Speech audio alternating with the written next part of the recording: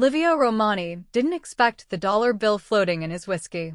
The powerful Italian mafia boss sat in the upscale Chicago restaurant, his mind occupied with territory disputes and federal surveillance, barely registering the excellent service from his waitress.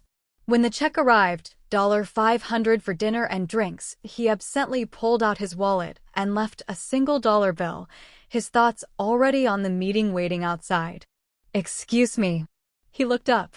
His waitress stood there, elegant despite the uniform, her dark skin glowing in the restaurant's ambient lighting, her natural hair pulled back in a professional bun. She held the dollar bill between two fingers like it was contaminated. "Keep your charity," Naomi Cates said, her voice quiet but trembling with controlled fury. She dropped the bill directly into his expensive whiskey, the paper slowly sinking into the amber liquid. Then she walked away, head high, shoulders back, leaving Livio stunned into silence for the first time in years.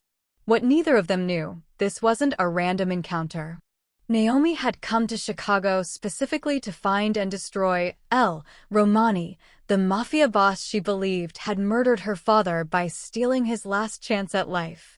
The enemy whose drink now held her contempt was him.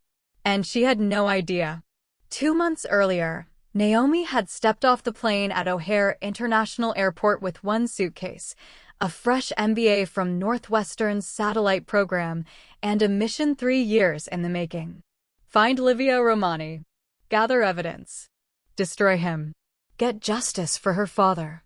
Her studio apartment in Pilsen was modest, barely affordable on a waitress's salary, but the walls told the real story.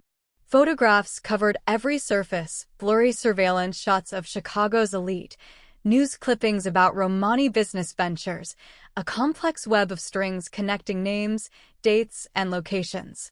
At the center, a single professional photo of a distinguished older man. Marcus Carter, architect. Her father. Dead at 53 because he couldn't afford the experimental heart surgery that might have saved him. Because Livio Romani had stolen his last contract. Naomi stood before her conspiracy board, finger tracing the connections she'd mapped over 3 years of obsessive research. The casino project. The $2 million contract. Her father's chance at survival, ripped away by a single phone call from Romani. She remembered her father's last days, the hospital bed, the monitoring equipment's steady beeps growing slower, his hand growing cold in hers. "I'm sorry, baby girl," Marcus had whispered, his voice barely audible. The contract. Romani took everything. "I could have afforded the surgery. Could have seen you graduate. I'm so sorry." "Don't apologize, Daddy. Rest now.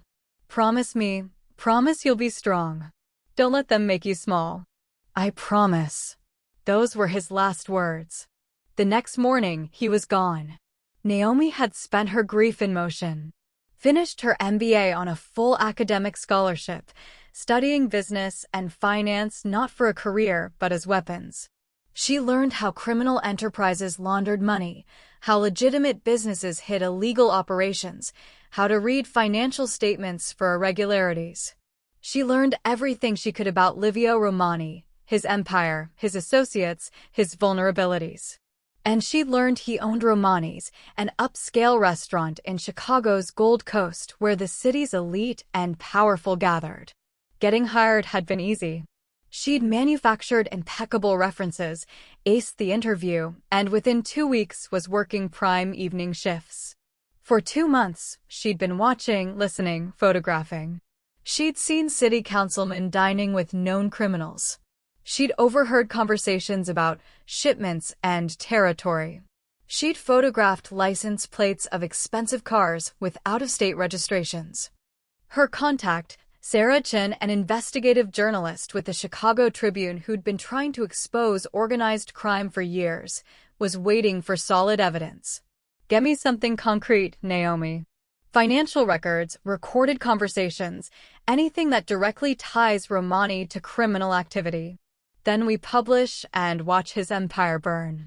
That was the plan. Infiltrate. Document. Expose. Destroy.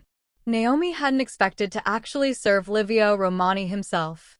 She'd seen him enter that evening, tall, impeccably dressed in a charcoal suit that probably cost more than her monthly rent, dark hair touched with distinguished gray at the temples, moving with the quiet confidence of a man accustomed to power.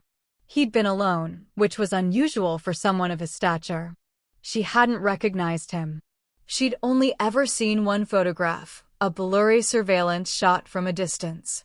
Up close, he was younger than she'd imagined, more handsome, more human. She'd served him professionally, perfectly, providing the impeccable service that kept her employed in Chicago's most exclusive restaurant. She'd noticed he barely looked at the menu, ordering in fluent Italian with a voice like aged whiskey. She'd noticed he took phone calls that made his jaw tighten with stress. She'd noticed he seemed distracted, troubled, far away. But when he'd left that $1 bill on a $500 check, whether from distraction or disrespect, something inside her had snapped. All the grief, all the rage, all the injustice of watching her father die because a rich man had stolen his last chance at life, it erupted in that moment. She'd picked up that dollar bill and dropped it in his drink, her heart pounding, her hands shaking with adrenaline and fury. She hadn't known she'd just insulted Chicago's most dangerous man. She hadn't known he was the enemy she'd come to destroy. She hadn't known that single gesture would change both their lives forever. But she'd know soon enough. Naomi spent the next day certain she'd be fired. The restaurant manager had called her into his office first thing, asked about an incident with a customer, but surprisingly let her go with just a warning. The customer didn't file a complaint. "You're lucky. Don't let it happen again." Lucky. Right. She returned to her section for the evening shift, her mind already planning her next move. She needed to get closer to Romani's operations, needed access to the private dining rooms where real business happened, needed. "Good evening. I'd like to request Naomi's section, please." Her blood went cold. That voice. She'd heard it once, ordering in Italian, but she'd remember it anywhere now. The hostess led him to table 12, her section. Livio Romani sat down, his steel-gray eyes finding hers immediately across the restaurant. He smiled slightly, a gesture that didn't quite reach his eyes. Naomi's mind raced. He was here to complain. To get her fired properly. Maybe worse, she'd insulted a mafia boss. People disappeared for less. She approached the table with careful professionalism, her face a mask of calm she didn't feel. "Good evening, sir. Can I start you with something to drink?" "Good evening, Naomi." His use of her name made her skin prickle. "Please, sit for a moment. I'm working. I've already spoken with your manager. Please." He gestured to the chair across from him. She sat, her back straight, ready to run if necessary. Livio studied her for a moment, his expression unreadable. Then, "I owe you an apology." That wasn't what she'd expected. "Sir, last night, the tip. That was disrespectful, and you had every right to be insulted." He pulled an envelope from his jacket and placed it on the table. "I was distracted by business problems, not an excuse, just an explanation. You provided impeccable service, and I treated you with contempt." "I'm sorry." Naomi stared at the envelope, not touching it. "You came back to apologize?" "I came back because you're the first person in a very long time to demand the respect you deserve. Most people in this city are too afraid or too opportunistic to call out disrespect from someone like me." His smile was genuine now, warm. "You weren't. That's rare. That's valuable." She carefully opened the envelope. Inside, $500 bills. "That's too much. That's appropriate for excellent service." He leaned forward slightly. "I'd also like to know your name. Your real name." "You said Naomi, but I find myself wanting to know more about the woman brave enough to put me in my place." Warning bells rang in Naomi's head. This was dangerous. But this was also opportunity. He was interested, engaged, giving her exactly the opening she'd been trying to create for 2 months. Naomi Cates, she said carefully, not giving away more. Beautiful name. Where are you from, Naomi Cates? Atlanta, originally. Truth mixed with lies, her strategy. Moved here for work. What brought you to Chicago specifically? Opportunity. Fresh start. Lies wrapped in truth. The city seemed full of possibility. Livio studied her with an intensity that made her nervous. Those gray eyes seemed to see through her careful facade. And is it? Full of possibility. I'm still deciding. He laughed, genuine, surprised. Honest answer. I appreciate that. He stood, leaving the envelope on the table. I hope you'll let me make up for my rudeness properly. Would you have dinner with me sometime? Not as customer and waitress, but as equals. Naomi's heart raced. This was it, the access she needed, handed to her on a silver platter. I don't usually date customers. I'm not asking as a customer. I'm asking as someone who's genuinely intrigued by you. His smile was charming, disarming. One dinner.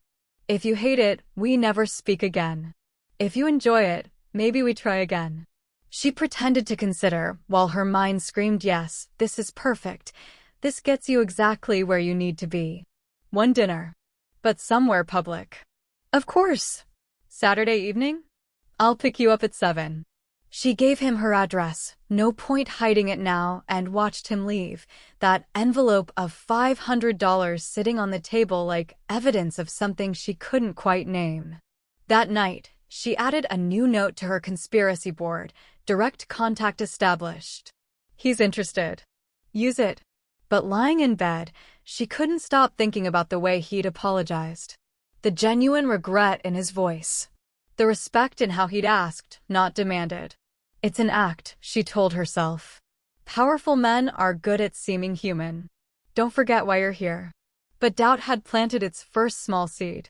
Saturday evening, Livio picked her up in a black Mercedes that probably cost more than her education. He opened the car door himself, old-world courtesy that surprised her. He wore a perfectly tailored navy suit, no tie, the top button of his shirt undone in a way that was somehow both casual and elegant. You look beautiful, he said simply, his eyes appreciating her burgundy dress without being predatory. Thank you. Naomi had dressed carefully elegant, but not too formal, attractive but professional. Battle armor disguised as a date outfit. He drove them to a small Italian restaurant in a neighborhood that was clearly his territory. Everyone knew him here. The owner greeted him with warm familiarity, Livio. We haven't seen you in weeks. And led them to a private corner table with the best view of the twinkling city lights outside. You come here often? Naomi asked, watching how the staff treated him with respect that bordered on reverence. My family has known the Russos, the owners, for 3 generations. This was the first restaurant my grandfather ate at when he immigrated from Sicily in 1952. Livio's expression softened with memory. He brought my father here. My father brought me. It's tradition. The wine arrived without being ordered, a Barolo that the owner insisted they try. Livio poured for both of them with practiced ease. Tell me about yourself, Naomi Cates from Atlanta. What's your story? She'd prepared for this. Truth mixed with lies, the safest deception. My father was an architect. Beautiful designs, brilliant mind. He raised me alone after my mother left when I was 6. He taught me that your work should mean something, that you should build things that last. All true. Just omitting the part about how he died and why. He sounds like a good man. Is he still in Atlanta? He passed away 3 years ago. Truth wrapped in carefully controlled grief. Livio's expression shifted to genuine sympathy. I'm sorry. That's recent enough to still hurt. Every day. Also true. What did you do after? That's a formative loss at your age. I finished my MBA. Full scholarship to Northwestern. Truth. Decided I wanted to do something meaningful with my education, help people avoid the mistakes that. She trailed off deliberately, as if catching herself from revealing too much. Livio leaned forward. Mistakes that what? Nothing. Just. I want to help people. That's all. He didn't push, which she appreciated and found suspicious. An MBA from Northwestern is impressive. Why are you working as a waitress?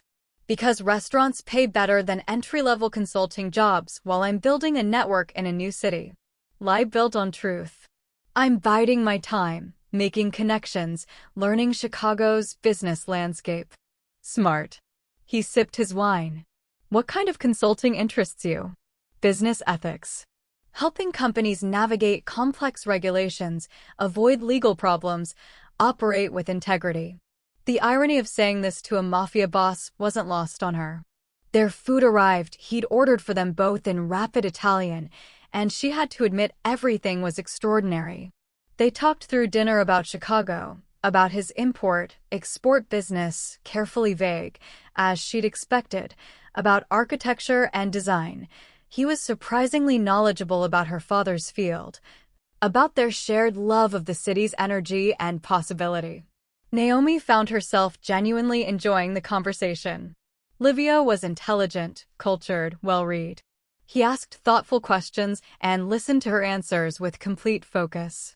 He made her laugh with stories about growing up in Chicago, about his grandfather's old-world strictness, about learning to navigate a city that could be both brutal and beautiful. This is an act, she reminded herself. He's a criminal. He killed your father. Don't forget. But it was becoming harder to remember when he looked at her like she was the only person in the world who mattered. After dinner, he drove her home, walking her to her building's entrance. I had a wonderful evening, he said softly. Would you let me see you again? Naomi's heart was pounding, partly from the mission, partly from something she didn't want to name. I'd like that. He kissed her then, gentle, questioning, giving her every opportunity to pull away. She didn't. She kissed him back, and it felt like falling and flying simultaneously. When she finally got inside, she leaned against her apartment door, breathing hard. On her conspiracy board, L. Romani stared back at her from a dozen photographs. It's just part of the mission, she whispered to the empty room. But she was lying to herself now, too. 3 months passed like a fever dream. Naomi fell into a rhythm that terrified and exhilarated her in equal measure. Days, she worked at Romani's, gathering information, photographing documents, listening to conversations. Nights, she spent with Livio, dinners, late-night walks along the lakefront, quiet evenings at his penthouse overlooking the city. She was in love. She didn't want to admit it, but it was undeniable. Livio was nothing like she'd expected. Yes, he was powerful and dangerous. She saw glimpses of that world in the way people deferred to him, in the careful phone calls he took in Italian, in the men who appeared sometimes with messages that made his jaw tighten. But with her, he was gentle, thoughtful.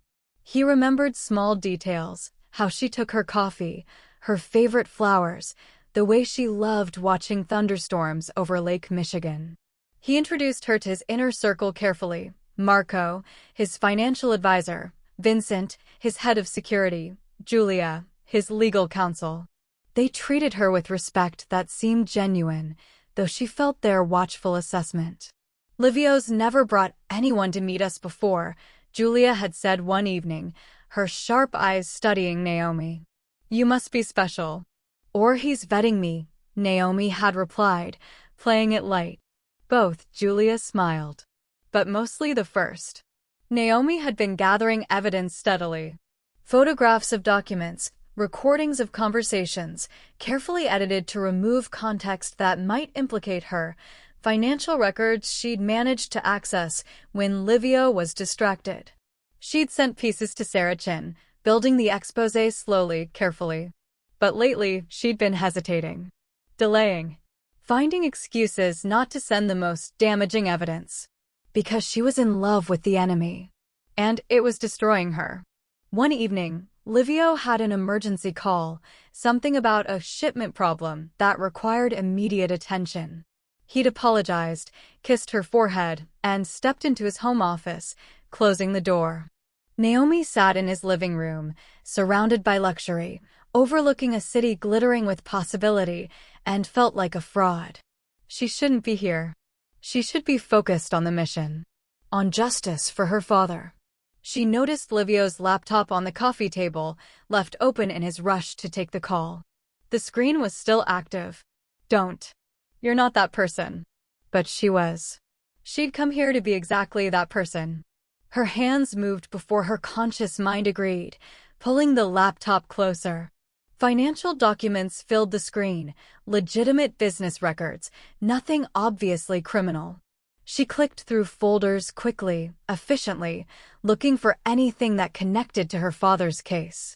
Then she saw it, a folder labeled Carter_Project_2022.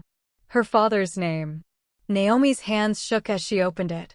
Inside, emails, documents, financial records. Communications between Livio and someone named Battaglia. References to money laundering. Federal investigation risks. And then, an email from 3 years ago, from Livio's personal account. Kill the deal immediately. Marcus Carter is innocent. He doesn't know what he's signing on to. When the FBI raids this project, everyone involved faces federal charges. Carter's a good man with a daughter. He doesn't deserve to go to prison for our war with the Battaglias. Let him lose the contract. Better that than his freedom. Naomi's vision blurred. She read it again, then again, her mind unable to process what she was seeing.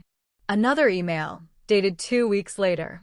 Anonymous donation to Northwestern Medical Center in Carter's name, $50,000 for cardiac care. Don't tell him the source. He won't accept it if he knows it's connected to us. Just make sure he can afford treatment. And a response from someone named Marco. Carter refused the donation. Too proud. Demanded to know the donor identity before accepting any help. Money was returned to general fund. What do you want me to do? Livio's response. Respect his pride. We've done what we can without putting him at risk from the Battaglias. Sometimes you can't save people from themselves. Naomi's hands trembled violently as she photographed everything, her photographer's instincts overriding her emotional collapse. Livio had killed her father's contract to save him from federal prison. Livio had tried to save her father's life with anonymous money. Livio wasn't the villain she'd needed him to be. She heard his office door opening. Quickly, she closed the laptop, positioned it exactly as it had been. When Livio emerged, apologizing for the interruption, Naomi smiled and said everything was fine. But nothing was fine. Everything she'd believed for 3 years had just shattered. And she'd already sent half the evidence to Sarah Chen. Naomi left Livio's penthouse at midnight, claiming exhaustion. She drove home in a daze, her mind replaying those emails over and over. Better he loses the contract than his freedom. Carter's a good man with a daughter. He doesn't deserve prison. Inside her apartment, she stood before her conspiracy board, 3 years of obsessive research, photographs connected by red string, her father's photo at the center of everything. She'd been wrong. Completely, devastatingly wrong. Her phone buzzed. Sarah Chen, got your latest photos. This is incredible, direct evidence of organized crime connections, money laundering schemes, the Battaglia connection. We publish in 3 days. This is Pulitzer-level journalism, Naomi. Your father would be proud. Naomi stared at the message, her stomach churning. She called Sarah immediately. Don't publish. Kill the story. What? Naomi, we've been building this for months. I said kill it. The story's wrong. I was wrong. About what? The evidence is solid, financial crimes, organized crime connections, everything we need to expose Romani's empire. He didn't hurt my father. He saved him. Naomi's voice cracked. The contract my father lost? It was a money laundering front. Federal investigators raided it a year later. Everyone involved faced criminal charges. Livio killed the deal to protect my father from going to prison. Silence on the other end. Then, that doesn't change the fact that he's still a criminal, Naomi. The evidence you've gathered shows systematic illegal activity. That's the story. I can't let you publish it. You don't have a choice. We have enough without your latest photos. And frankly, even if Romani protected your father once, he's still running an empire built on crime. He still deserves exposure. The call ended. Naomi had 48 hours before publication destroyed the man she loved for crimes he'd committed, even though he wasn't guilty of the crime she'd blamed him for. She needed to tell him, warn him, confess everything.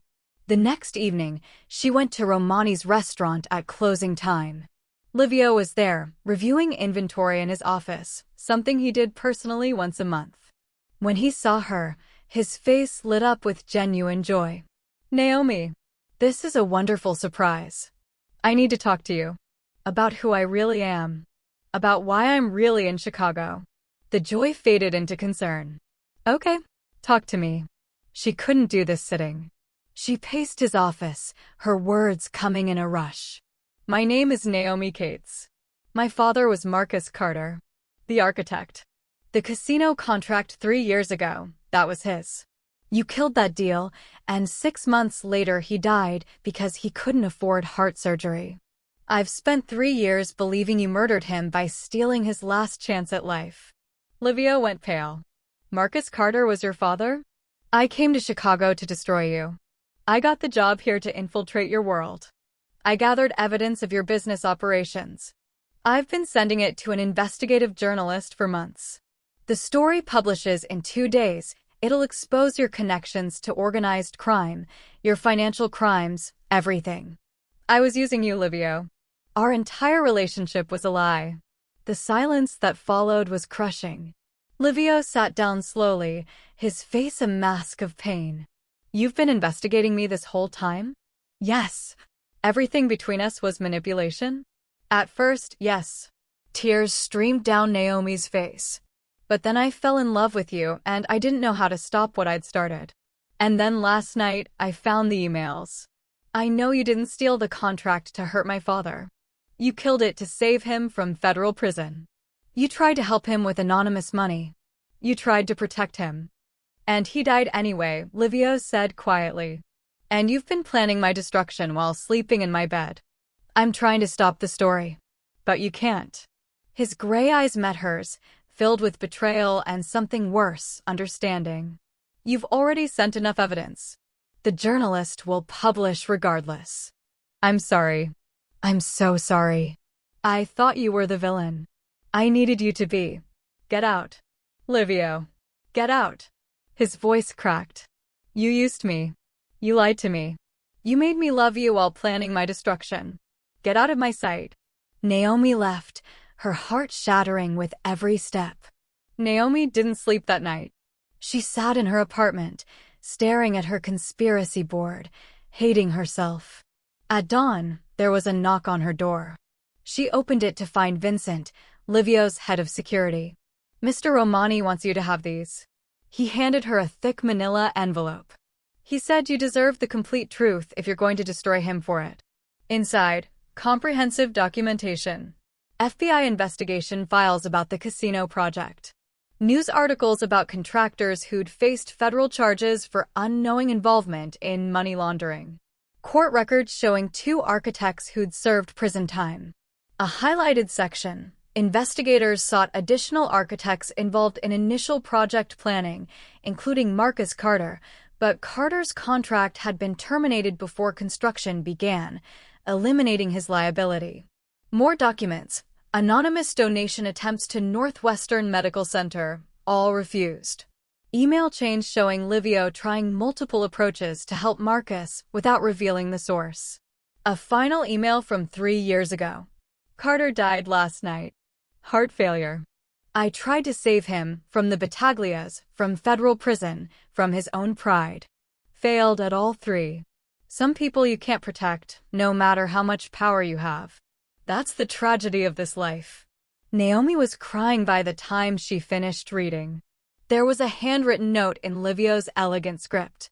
Naomi, your father was an honorable man caught in a situation he didn't understand. The Battaglia family was using his casino design as a front for money laundering. When I learned about it, I had a choice: Let the project proceed and watch your father face federal charges when the inevitable FBI raid happened, or kill the deal and save him from prison but cost him the contract money he desperately needed. I chose what I thought was the lesser evil. I tried to help with anonymous donations. He was too proud to accept. I tried to protect him from knowing the truth because knowledge would have made him a target for Battaglia retaliation. I saved him from prison. But I couldn't save him from dying. That's something I've carried for 3 years. You loved your father and needed someone to blame for losing him. I understand that. I forgive you for using me, for lying to me, even for loving me while planning my destruction. Grief makes us do desperate things. The article will publish. I accept those consequences. I've done terrible things in my life, and if this is how I pay for them, so be it. But know this. What I felt for you was real. The most real thing in my complicated life. I loved you, Naomi. I love you still, despite everything. I hope you find peace with your father's memory. He deserved better than the impossible situation I put him in. L. Naomi called Sarah immediately. Please. I'm begging you. Don't publish the story. Naomi, we've been through this. Then at least include the context. The full story about the casino project, the Battaglias, how Livio saved my father from federal charges, the impossible choice he faced. Don't make him a simple villain when the truth is complicated. Sarah was quiet for a long moment. That changes the narrative significantly. It becomes less about exposing a criminal and more about the moral complexity of impossible choices. That's the truth, though. The real truth, not the one I wanted to believe. Fine. I'll rewrite the piece to include all the context. But Naomi? The evidence of criminal activity is still real. He'll still face consequences. I know. But at least the story will be honest.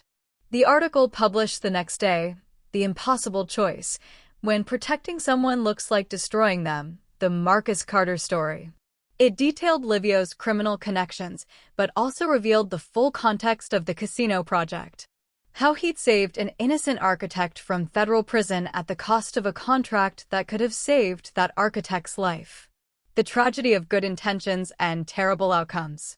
The public reaction was complex, divided. Some called for prosecution.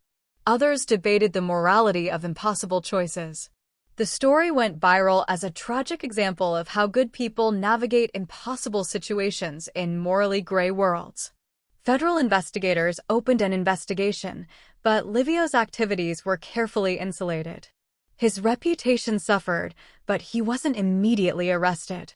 And Naomi was left with the wreckage of a love built on deception, wondering if truth could ever rebuild what lies had destroyed. Federal investigators circled Livio for months, but most of his operations existed in legal gray areas, legitimate businesses that carefully skirted explicit criminality. The investigation damaged his reputation severely but produced no immediate charges. His business empire suffered. Board members resigned from his legitimate companies. Investors withdrew funding. Partners publicly distanced themselves. Livio accepted it all with quiet dignity, never once blaming Naomi publicly despite everyone knowing she'd been the source. Naomi watched from a distance, her heart breaking daily. The consulting firm she'd interviewed with months ago, before everything exploded, still offered her the position. Her MBA and the notoriety from being peripherally connected to the Livio Romani story, though she'd kept her direct involvement mostly private, had actually opened doors. The irony wasn't lost on her. She threw herself into work. Her specialty, helping minority-owned businesses navigate complex regulations and avoid the kind of traps her father had nearly fallen into. She turned her pain into purpose, using everything she'd learned from her father, from her revenge mission, from Livio, to protect others. But she couldn't stop thinking about him. 3 months after the article published, she finally gave in to the impulse she'd been fighting. She drove to Romani's restaurant late at night, knowing he'd be there doing inventory. Some habits, apparently, survived scandal. She found him in his office, exactly where she expected. He looked thinner, tired, but still dignified. When he saw her standing in the doorway, something flickered across his face: pain, longing, resignation. "Naomi." His voice was carefully neutral. "Can we talk? Please?" He gestured to the chair across from his desk. They sat like strangers, the distance between them a chasm that 3 months hadn't bridged. "I don't know if I can forgive you for the choice you made with my father," Naomi began, her voice shaking. "You let him die thinking he'd failed, thinking some cruel criminal had stolen his last chance. He died believing he couldn't provide for me, couldn't afford the surgery, couldn't protect his daughter's future. You could have told him the truth. And gotten him killed by the Battaglias for knowing their secrets?" Livio's voice was quiet but firm. "Or gotten him charged as a cooperating witness when the FBI raided. There was no good choice, Naomi. Only terrible options. You should have tried harder." "I tried to give him $50,000 anonymously. He refused because he was too proud to accept charity. I tried to protect him from prison. I tried to save his life. I failed." Livio's composure cracked. "Do you think I don't carry that? That I don't see his face every time I close my eyes? I made an impossible choice that saved him from one death and delivered him to another." Tears streamed down Naomi's face. "I wanted you to be simple. A villain I could destroy and feel righteous about it. But you're not simple. You're complicated and flawed, and you made terrible choices trying to do good things. And you're human," Livio said softly. "You loved your father and needed someone to blame. You used me to get revenge. I understand that, even though it destroyed me." "I fell in love with you," Naomi whispered. "That wasn't fake. That wasn't part of the mission. I fell in love with you, and I didn't know how to reconcile that with hating you. Do you still love me?" The vulnerability in his question broke her heart. "Yes. God help me, yes."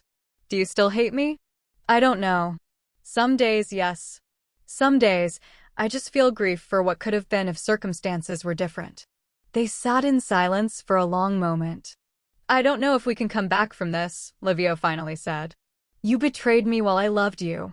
I made choices that killed your father while trying to save him. We're both carrying too much damage." "Maybe," Naomi agreed. "Or maybe damaged people are the only ones who can understand each other." "What are you suggesting?" "I'm suggesting we try honesty. Complete honesty. No more lies, no more deception, no more missions or agendas. Just two broken people seeing if they can build something real from the ruins." Livio studied her face for a long time. "That's terrifying." "I know. It might not work. I know that too. But you want to try anyway? Do you?" His answer was to stand, walk around the desk, and pull her into his arms. Naomi broke down completely, sobbing against his chest while he held her, both of them grieving everything they'd lost and everything they might never have. "We start over," he said quietly. "Complete honesty. No more secrets." "No more secrets," she agreed. It wasn't forgiveness. It wasn't resolution. But it was a beginning. The next 6 months were the hardest of Naomi's life. She and Livio didn't fall back into easy romance. Instead, they attended couples therapy, a suggestion from Dr. Patricia Williams, a therapist specializing in trauma and complicated relationships. Every week, they sat in that office and excavated the damage they'd done to each other. "You used me when I was vulnerable," Livio said one session, his voice raw. "I opened myself to you completely, and you were gathering evidence to destroy me the entire time. You made a choice that killed my father," Naomi countered, "even if you thought it was saving him. You played God with his life without giving him the information to choose for himself." Dr. Williams let them fight, let them cry, let them sit in uncomfortable silence until they found words again. "You both made choices in impossible circumstances," she'd say. "The question is whether you can forgive yourselves and each other for being imperfect humans trying to navigate tragedy." Some days, Naomi thought they'd never heal. The wounds were too deep, the betrayals too fundamental. Other days, she saw glimpses of possibility. The way Livio held her when she cried about her father. The way she listened when he shared the guilt he carried about Marcus. The way they laughed together over stupid things, finding joy in small moments despite the heavy work of healing. Livio was restructuring his empire. The federal investigation had forced him to examine his life, his choices, his legacy. He was systematically divesting from criminal enterprises, focusing on legitimate businesses, using his influence to protect rather than exploit. "I can't undo the past," he told her one evening, sitting on his penthouse balcony overlooking the city. "But I can change what I build going forward. Your father deserves that much." He'd established the Marcus Carter Memorial Scholarship, full rides for minority architecture students at Northwestern. He was funding programs that helped small businesses navigate complex regulations. He was becoming the man he might have been if different choices had led him down different paths. Naomi was thriving professionally. Her consulting work was meaningful, protecting others from the situations that had destroyed her father. She'd been featured in several business publications as an emerging voice in business ethics. But personally, she was still struggling. Some days she'd look at Livio and feel overwhelming love. Other days, she'd see her father's face and feel rage at the impossible choice that had cost him his life. "Is it okay to love you and resent you simultaneously?" she asked Dr. Williams one session. "That's called being human in a complicated relationship," the therapist replied. "The question is whether the love is strong enough to work through the resentment over time." Naomi didn't have that answer yet. One evening, 8 months after their reconciliation attempt began, Livio took her to the small Italian restaurant where they'd had their first real date. The Russos greeted them warmly, the owner pulling Naomi into a hug. "We're so glad you two are working things out," Mrs. Russo said. "Love is never simple, but it's always worth fighting for." Over dinner, Livio was quieter than usual, nervous in a way she'd never seen. "Naomi, I need to say something." She set down her wine, her heart racing. "I love you. I loved you when I didn't know you were Marcus Carter's daughter. I loved you when you were using me. I love you now, even though we're both damaged and healing and don't know if this will work." He took her hand. "I can't give you back your father. I can't undo the choice I made. I can't erase the pain I caused, intentional or not. But I can promise you honesty. I can promise you that every day, I'll work to be worthy of your trust. I can promise that I'll use whatever power I have to protect and build up, never to destroy." Tears streamed down Naomi's face. "That's all I've ever wanted. Someone who sees the value in building rather than destroying. Can you forgive me? Eventually? Even if it takes years?"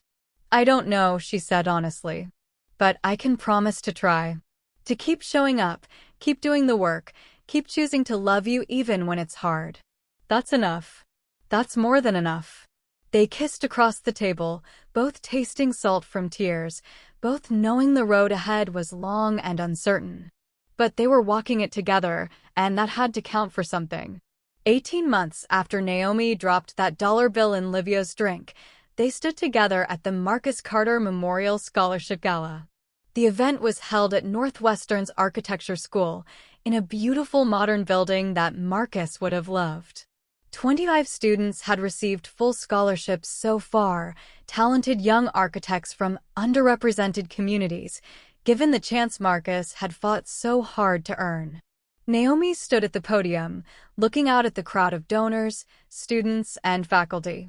"My father, Marcus Carter, was a brilliant architect and a proud man. He believed that buildings should serve communities, that design should be accessible and beautiful, that everyone deserved spaces that elevated their lives." Her voice was steady, strong. "He died 3 years ago, before he could see his final designs built, before he could watch me graduate with my MBA, before he could know that his legacy would live on through students like these." She paused, her eyes finding Livio in the crowd.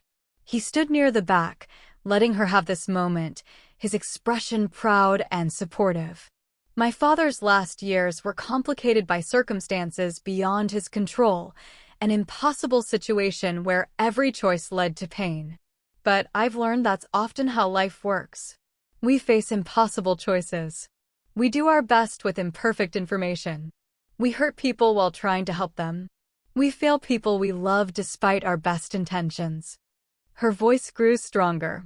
This scholarship exists because someone understood those impossible choices and wanted to make sure future architects never faced what my father faced.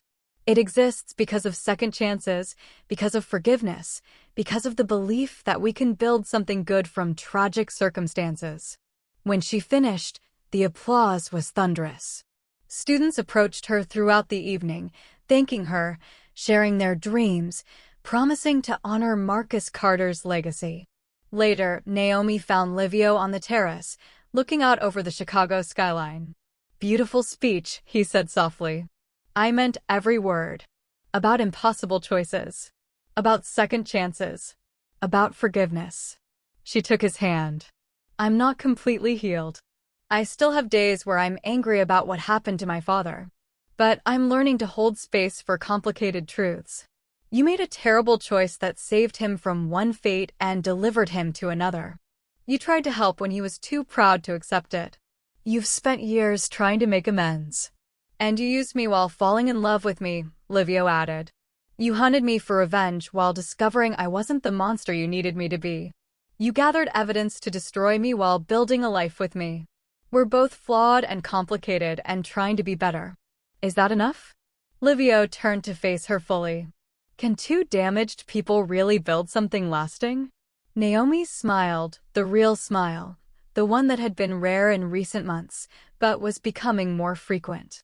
"I think damaged people might be the only ones who can. We understand failure. We know what it costs to hurt people you love. We're both committed to being better than our worst choices. I love you, Naomi Cates.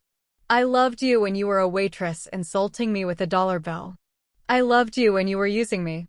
I love you now that we're doing the hard work of building something real. I love you too, Livio Romani. I hated you, hunted you, betrayed you, and loved you, sometimes all at once. And I choose to keep loving you, even though it's complicated and messy and we're both still healing." They kissed under the Chicago stars, two people who'd found each other in the worst possible circumstances and somehow built something beautiful from the ruins. A student approached them hesitantly. "Miss Cates? I wanted to thank you. I'm one of the scholarship recipients. Because of your father's legacy and your work, I get to pursue my dreams without the financial stress that destroys so many students." Naomi's eyes filled with tears. That's exactly what he would have wanted. Go build beautiful things. As the student walked away, Livio pulled Naomi close. "We're building beautiful things too. From tragedy, from mistakes, from impossible choices. We're building something that honors your father and gives us both a second chance." "A beginning," Naomi agreed. "Not an ending. A complicated, messy, beautiful beginning." And beneath the stars, surrounded by the city that had brought them together and nearly torn them apart, they chose each other again. Choosing to love despite the complications. Choosing to build despite the damage. Choosing hope despite the tragedy. It wasn't a fairy tale, but it was real and honest and theirs. And that was more than enough. The end.